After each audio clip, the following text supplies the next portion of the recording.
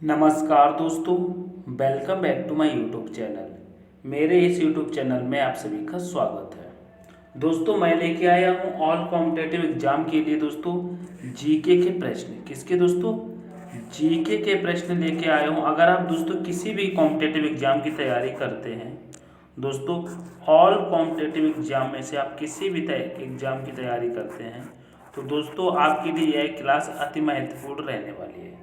ठीक है। या दोस्तों आप उत्तर प्रदेश पुलिस की, किसकी दोस्तों, अगर आप उत्तर प्रदेश पुलिस की तैयारी करते हैं, ठीक है, अगर आप दिल्ली पुलिस की तैयारी करते हैं, या आप दोस्तों एसएससी जीडी की तैयारी करते हैं, एसएससी एसएससी जीडी की तैयारी करते हैं, तो यह क्लास आपके लिए अति महत्वपूर्ण रहने वाली है।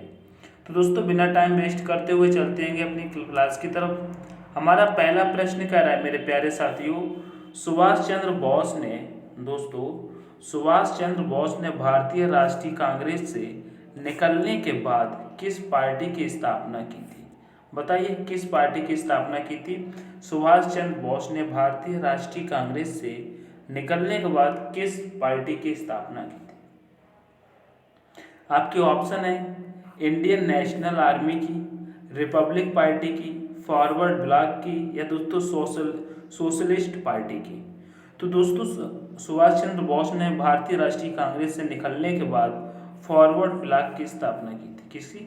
फॉरवर्ड ब्लॉक की स्थापना की थी। तो यहाँ पर हमारा ऑप्शन नंबर सी करेक्ट हो जाएगा। नेक्स्ट प्रश्न देखेंगे। नेक्स्ट प्रश्न कहता है दोस्तों, रामकृष्ण मिशन की स्थापना किसने की थी? बताइए रामकृष्ण मिशन की स्थापना किसने की थी? विवेकानंद, रामकृष्ण, एमजी रनाड़े, केशव चंद्र सेन। तो दोस्तों सभी मेरे प्यारे साथियों का आंसर आना चाहिए विवेकानंद। किसने की थी? विवेकानंद ने की थी रामकृष्ण मिशन की स्थापना। आगे बढ़ेंगे।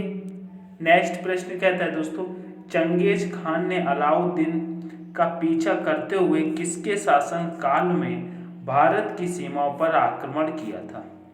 बताइए। आपका प्रश्न है चंगेज खान ने अलाउद्दीन का पीछा करते हुए किसके शासन काल में भारत की सीमाओं पर आक्रमण किया था? कुतुबुद्दीन ऐबक, इल्तुतमिश, बलबन, या दोस्तों नसरुद्दीन खुसरो।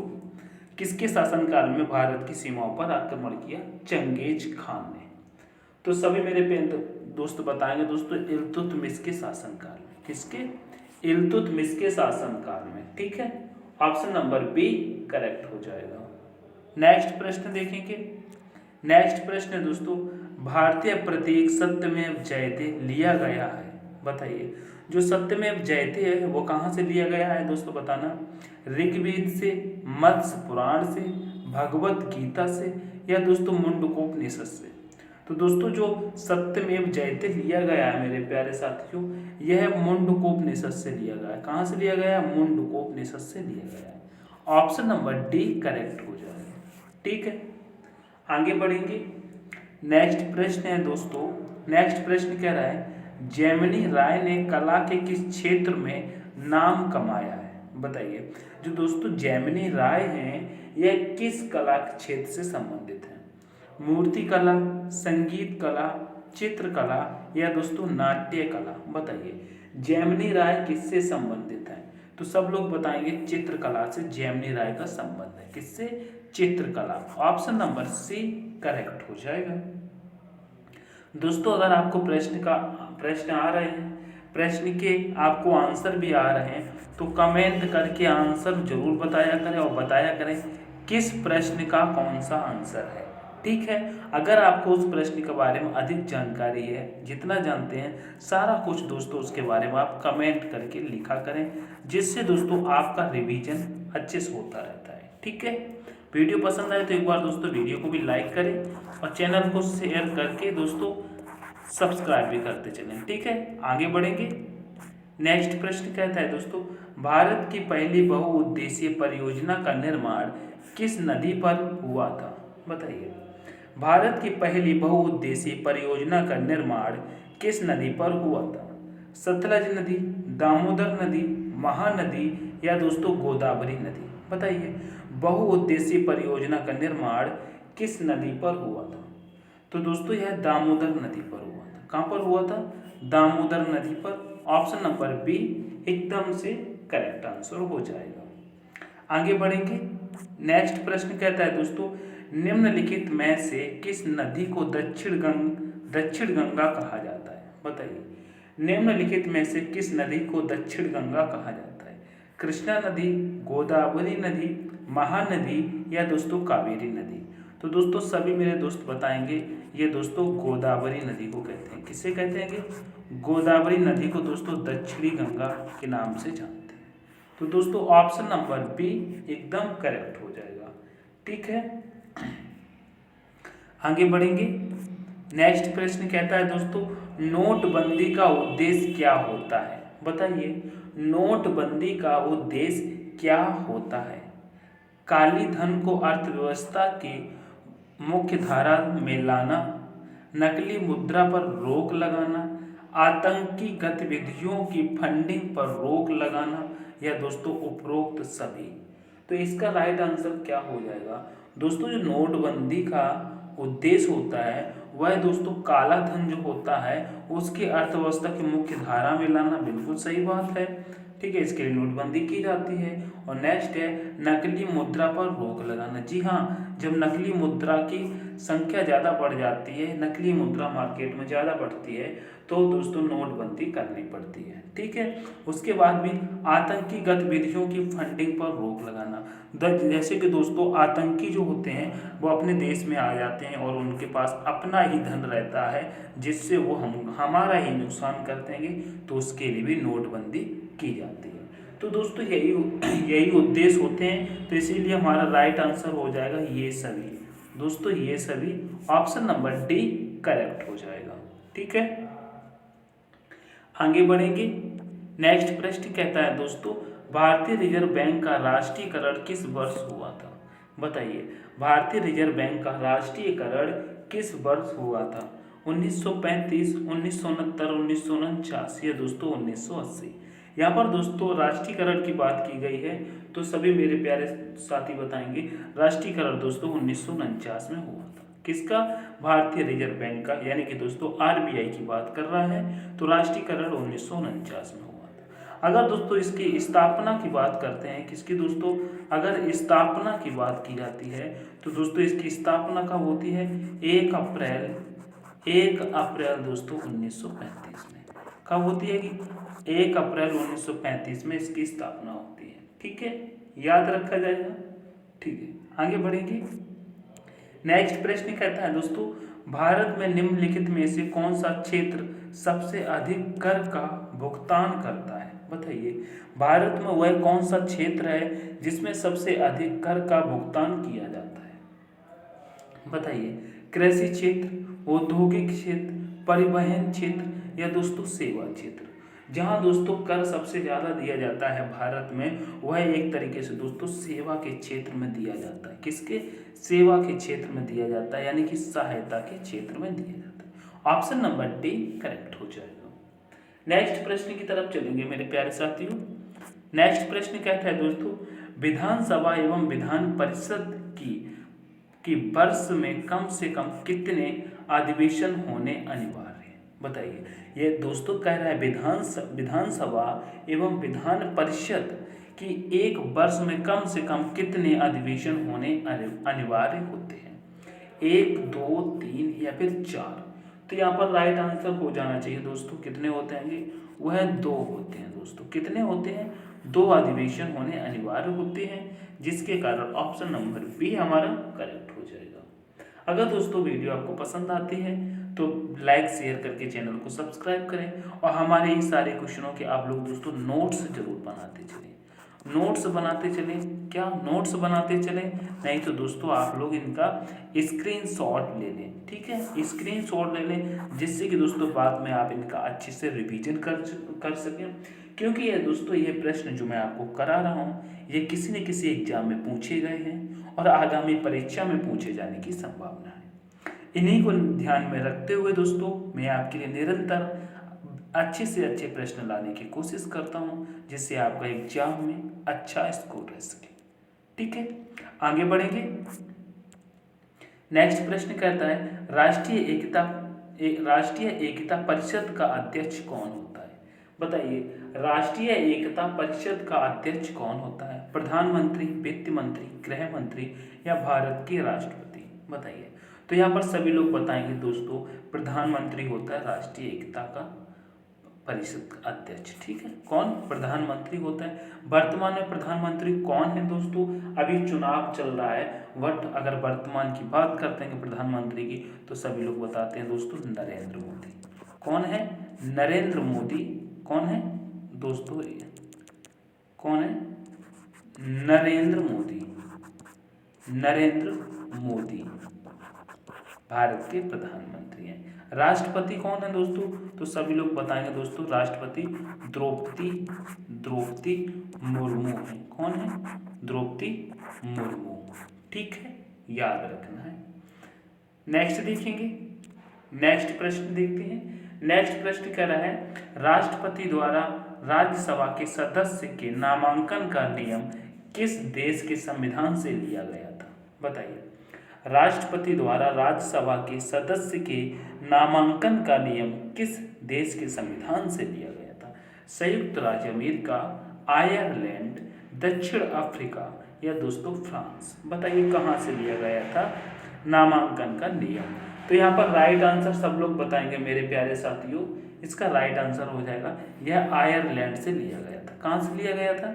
आयरलैंड से लिया गया था। नेक्स्ट प्रश्न देखेंगे। नेक्स्ट प्रश्न है दोस्तों, संविधान की व्याख्या कौन करता है? बताइए, संविधान की व्याख्या कौन करता है? विधानमंडल, कार्यपालिका, न्यायपालिका या दोस्तों राष्ट्रपति? संविधान की व्याख्या की बात की गई है, तो यहाँ पे सभी लोग बताएंगे न्यायपालिका। कौन करता है? न्यायपालिका। ऑप्शन नंबर सी करेक्ट हो जाएगा। नेक्स्ट प्रश्न कहता है मेरे प्यारे साथियों, पुस्तक द रोड अहेड का लेखक कौन है? बताइए। Bill Clinton, IK. Gujral, Bill Gates या फिर दोस्तों टी.एन. सेनन? बताइए कौन हो जाएगा पुस्तक द रोड अहेड का लेखक कौन है? तो सभी लोग बताएंगे इसका तो दोस्तों बिल गेट्स है। कौन है? इस पुस्तक के लेखक बिल गेट्स हैं। ऑप्शन नंबर सी एकदम से करेक्ट होना चाहिए। एक एक बच्चे का अच्छे से आंसर आना चाहिए। स्क्रीनशॉट लेते चलना, नोट्स बनाते चलना, क्योंकि यह प्रश्न आपको याद करने हैं। आपको याद करने हैं बिल्कुल, क्योंकि एग्जाम में आने के बाद ये प्रश्न आपसे छूटना नहीं चाहिए। एक भी प्रश्न नहीं छूटना चाहिए। ठीक है, आगे बढ़ेंगे।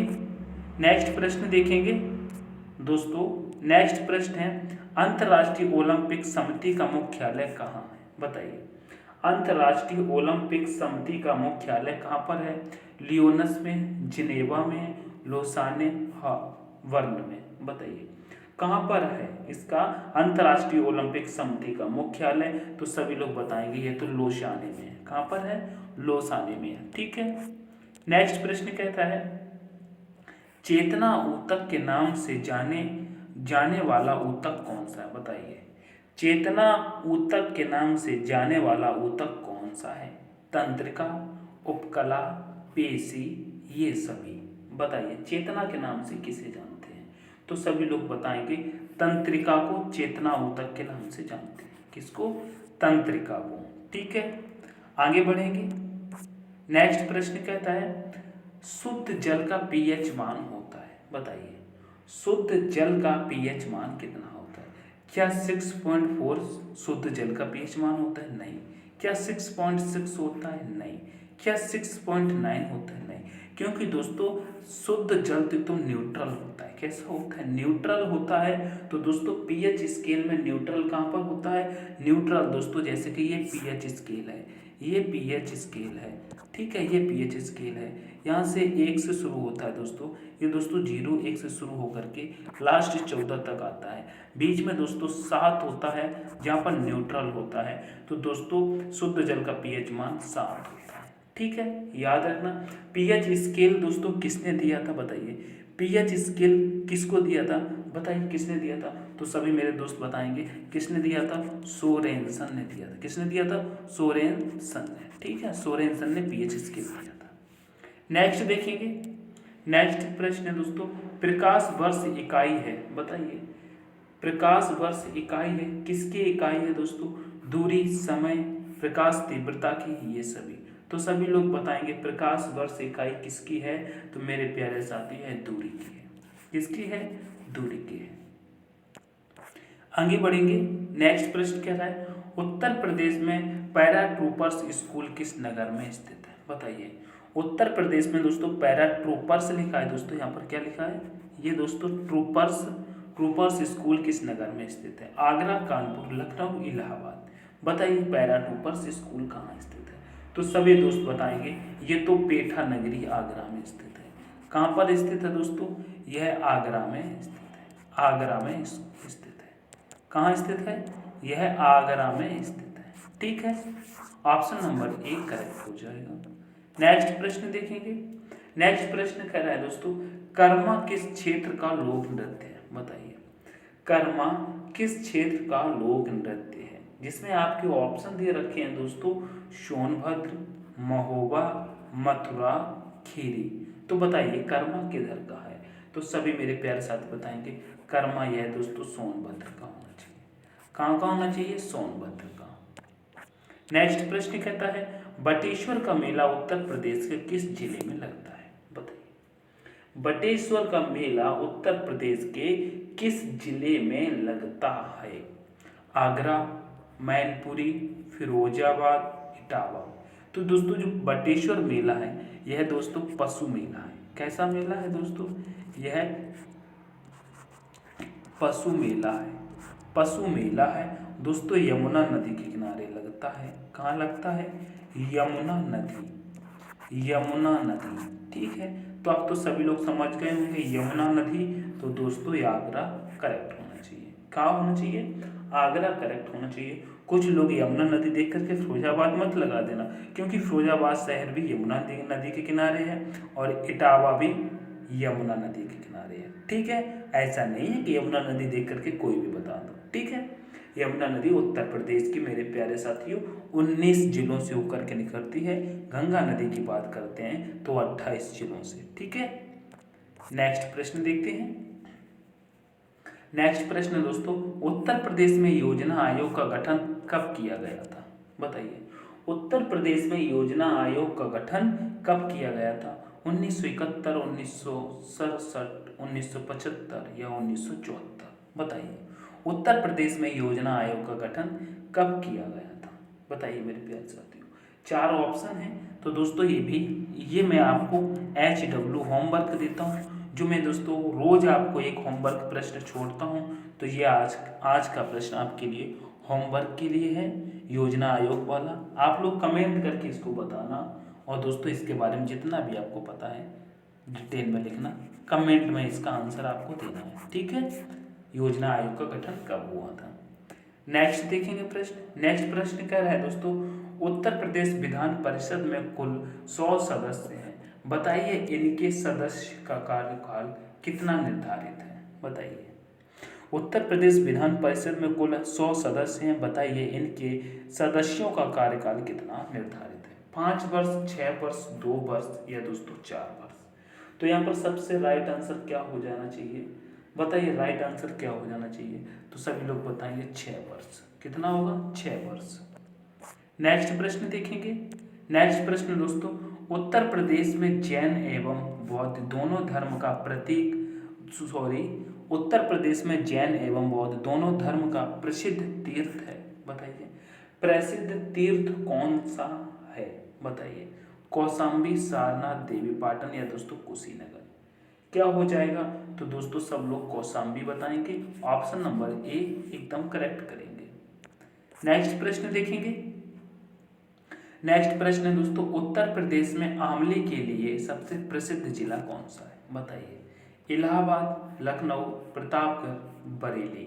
आंवले के लिए सबसे प्रसिद्ध जिला कौन सा है? तो सभी मेरे प्यारे साथी बताएंगे जहाँ से हरिवंश राय बच्चन का जन्म हुआ, वह है दोस्तों सबसे प्यारा शहर, प्यारा जिला प्रतापगढ़ है, जो आंवले के लिए जाना जाता है। आंवले में दोस्तों प्रचुर मात्रा में कौन सा विटामिन पाया जाता है? बताइए कौन सा विटामिन पाया जाता है? तो सभी लोग बताएंगे विटामिन सी पाया जाता है। ठीक है, विटामिन सी पाया जाता है। नेक्स्ट प्रश्न देखेंगे। नेक्स्ट प्रश्न है दोस्तों, निम्न में से पुलिस अधिकारी पर लगाया जाने वाला कौन सा दंड बड़ा दंड नहीं है? बताइए, निम्न में से पुलिस अधिकारी पर लगाया जाने वाला कौन सा दंड बड़ा दंड नहीं है? सेवा से पदच्युत करना, प्रोन्नति को रोकना, सेवा से हटाना, या दोस्तों पदावनत करना। बताइए इसमें से कौन सा हो जाएगा? तो सभी लोग बताएंगे प्रोन्नति को रोकना। क्या? प्रोन्नति को रोकना। ऑप्शन नंबर बी करेक्ट हो जाएगा। नेक्स्ट प्रश्न देखेंगे। नेक्स्ट प्रश्न कह रहा है WW के आविष्कारक एवं प्रवर्तक कौन है? बताइए, WW के आविष्कारक एवं प्रतिवर्तक कौन है? Bill Gates, and Russell, Leon फियोंग, या दोस्तों टिम बर्नर्स-ली। तो दोस्तों जो WW की बात कर रहा है तो राइट आंसर सब लोग बताएंगे टिम बर्नर्स-ली। कौन है? टिम बर्नर्स-ली है। ऑप्शन नंबर डी करेक्ट हो जाएगा। नेक्स्ट प्रश्न कह रहा है दोस्तों, उत्तर प्रदेश में नॉलेज पार्क की स्थापना कहाँ की गई है? बताइए, उत्तर प्रदेश में नॉलेज पार्क की स्थापना कहाँ की गई है? लखनऊ, नोएडा, ग्रेटर नोएडा, या दोस्तों वाराणसी। बताइए, मैं आपको दोस्तों बता दूं, जहाँ पर दोस्तों नोएडा और ग्रेटर नोएडा दोनों दे रखे हों तो बच्चे कंफ्यूज हो जाता है। अगर ग्रेटर नोएडा और दोस्तों नोएडा और ग्रेटर नोएडा दोनों ऑप्शन में है तो आप सबसे पहले दोस्तों क्या ऑप्शन लगाएंगे? ग्रेटर नोएडा। क्या लगाएंगे? ग्रेटर नोएडा लगाएंगे तो ऑप्शन नंबर सी करेक्ट हो जाएगा नॉलेज पार्क के लिए। ठीक है, अगर दोस्तों ग्रेटर नोएडा न दे करके केवल नोएडा दिया हुआ है, अगर ग्रेटर नोएडा नहीं दिया है तो आप नोएडा लगा सकते हैं। ठीक है, इसमें कोई भी दिक्कत नहीं होनी चाहिए। नेक्स्ट प्रश्न देखेंगे। नेक्स्ट प्रश्न कहता है उत्तर प्रदेश विधानसभा के प्रथम अध्यक्ष कौन थे? बताइए, उत्तर प्रदेश विधानसभा के प्रथम अध्यक्ष थे भैरव सिंह शेखावत, बीडी जयंती, मदन मोहन शर्मा, या दोस्तों पुरुषोत्तम दास टंडन। तो दोस्तों उत्तर प्रदेश विधानसभा के प्रथम अध्यक्ष की बात कर रहा है तो राइट आंसर हो जाना चाहिए पुरुषोत्तम दास टंडन। कौन? पुरुषोत्तम दास टंडन हो जाना चाहिए। Option number C correct, option number D correct हो जाएगा। ठीक है, तो दोस्तों ये थे जीके के आज के 30 प्रश्न। ये 30 प्रश्न थे। क्या आपने ये 30 प्रश्न एक एक देखा है? तो लाइक करके एक बार कमेंट में जरूर बताएंगे कि जी मैंने सारे प्रश्न देखे, और इतने प्रश्नों में से मुझे कितने प्रश्नों के आंसर आ रहे थे जिनका मैंने करेक्ट जवाब दिया, कमेंट करके बताइए। और एक बार हमारे चैनल को सब्सक्राइब जरूर करते चलें, जिससे आप मेरे दोस्तों में कोई भी वीडियो अपलोड करूं तो आप तक इसका नोटिफिकेशन पहुंच जाए। ठीक है, तो इस वीडियो को यहाँ पर बंद करते हैं कि मिलते हैं नेक्स्ट वीडियो में। तब तक के लिए दोस्तों take care, all the best, अपना ख्याल रखना। मिलते हैं नेक्स्ट वीडियो में। Thanks for watching. जय मां सरस्वती।